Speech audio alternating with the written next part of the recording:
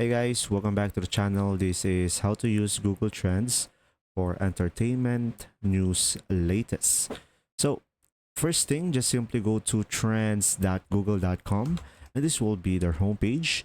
And in order for you to see the entertainment news latest, you could just simply go for the trending now over here, the third category.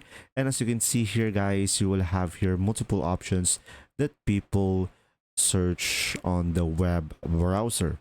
And pretty much these are all entertainment news latest. And from here, you could go for by relevance and you can go for search volume over here.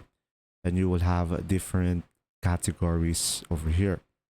And now, if you want to go further, you could just simply select Philippines over here or your location, and you could just simply select a specific location on where do you want to do some research with. Let's say I'm going to go for Brazil and select all regions, and this will be all of the trending searches on the web browser right now. And from here, you could use Google Trends for entertainment news latest. And now, guys, you could also go for the all categories over here, and you could go for entertainment over here. So you could pretty much filter it out, and you could go for the past 7 days.